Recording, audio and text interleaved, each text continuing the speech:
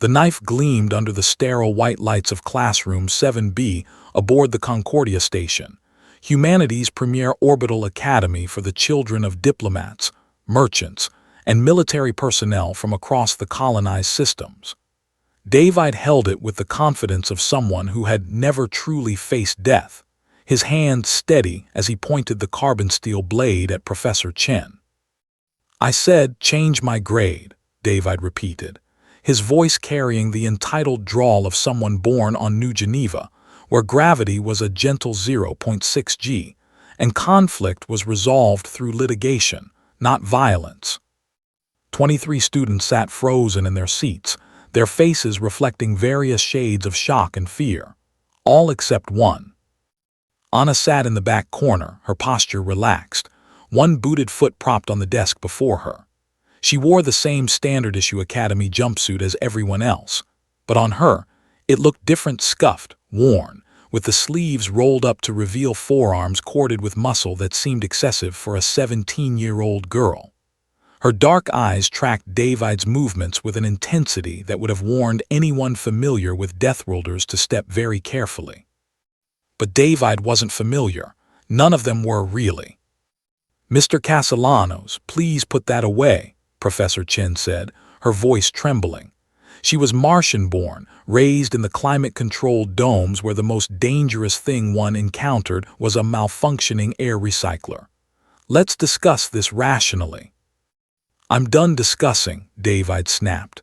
He took a step closer and the knife caught the light again. "My father is on the Trade Council.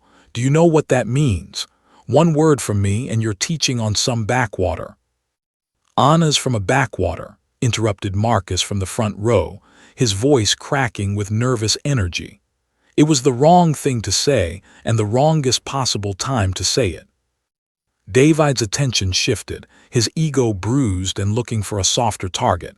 He turned toward Anna, the knife lowering slightly but still in hand. "That's right. Where was it again? Kepler 442b, one of those heavy-G hellholes where they send the criminals and the desperate." Anna's expression didn't change. She didn't uncross her arms or remove her foot from the desk, but something in her eyes shifted, a calculation occurring behind that steady gaze. "Kepler 442b is a Class IV Deathworld," she said quietly, her accent carrying the clipped efficiency of someone who didn't waste breath on unnecessary words. 1.8 g standard gravity. Native megafauna include the ridge stalkers, 4 meters at the shoulder, pack hunters. Atmospheric composition requires supplemental oxygen for off-worlders. Average colonist lifespan is 37 years. "Sounds awful," David sneered, emboldened by her seeming passivity. He started walking toward her, knife still in hand, playing to his audience now.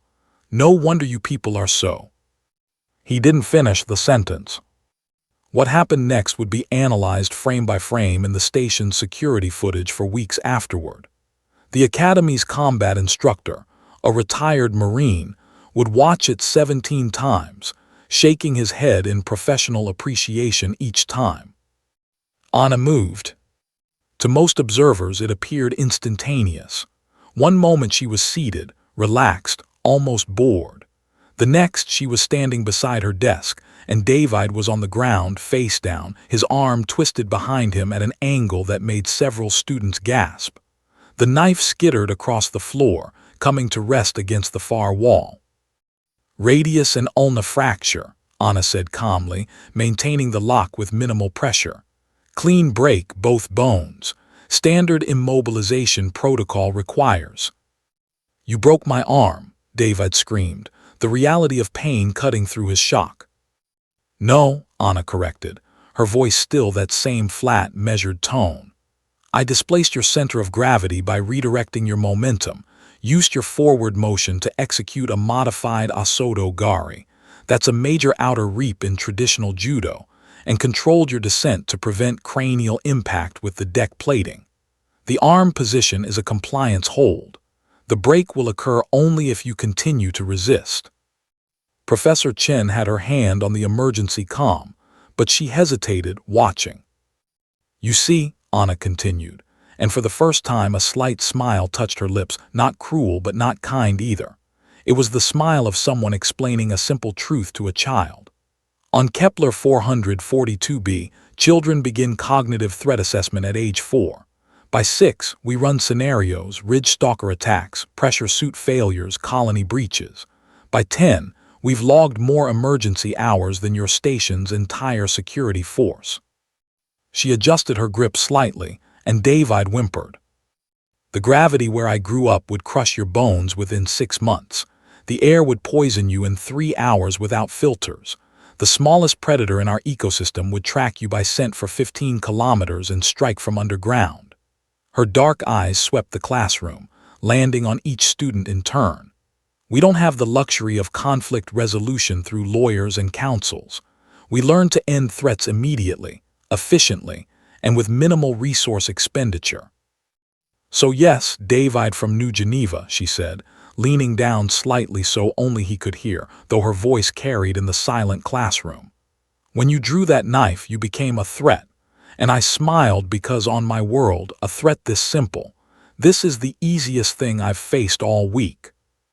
She released him and stepped back, her movements fluid, economical. David scrambled away, cradling his arm, which, true to her word, was unbroken but would bruise spectacularly. The medical team arrived 4 minutes later. Station security 6 minutes after that. Anna submitted to questioning with the same calm efficiency she displayed throughout, providing exact details of David's actions, the threat assessment she'd performed in 1.3 seconds, and the minimal force required to neutralize him without causing permanent harm. The security footage corroborated everything. The disciplinary hearing took place 3 days later. David's father, a portly man with the soft hands of someone who'd never worked in anything higher than 0.8 G, demanded Anna's expulsion. He threatened legal action, trade sanctions, formal complaints to the Colonial Education Board. Anna sat quietly throughout his tirade, hands folded back straight. When asked to defend herself, she stood and spoke for exactly 90 seconds. I assessed a lethal threat to Professor Chen and responded according to my training. Kepler 442b colony protocol requires all citizens above age 10 to maintain combat readiness and intervene in life-threatening situations. I applied the minimum necessary force to neutralize the threat without causing permanent injury. I would do it again. She sat down. The hearing committee, composed of administrators from Mars, Europa, and Titan, deliberated for 15 minutes. David was expelled and sent home on the next transport. Anna received a formal commendation for decisive action in defense of faculty and a private recommendation to the Academy's combat sports program. In the weeks that followed, Anna noticed a change. Students gave her more space in the corridors, but they also asked her questions about Kepler 442b, about Deathworld protocols, about what it meant to grow up somewhere that tested you every single day. And sometimes, in the combat training room where she worked out at 3 times station gravity, the highest the generators could safely produce, other students would watch from the observation deck. Watching her move through forms and exercises that would injure them in minutes, seeing firsthand the difference between those who trained for theoretical conflicts and those who trained to survive. She didn't mind the attention, she understood it. They were all children of humanity's diaspora, scattered across the stars, shaped by the worlds they called home. Some grew up soft, protected by technology and wealth. Others grew up hard, forged by necessity and danger. Anna was simply who her world had made her, a Deathworld girl, smiling at threats that would terrify others, ending them with the efficient grace of someone who knew that survival was never guaranteed, only earned. And that was enough.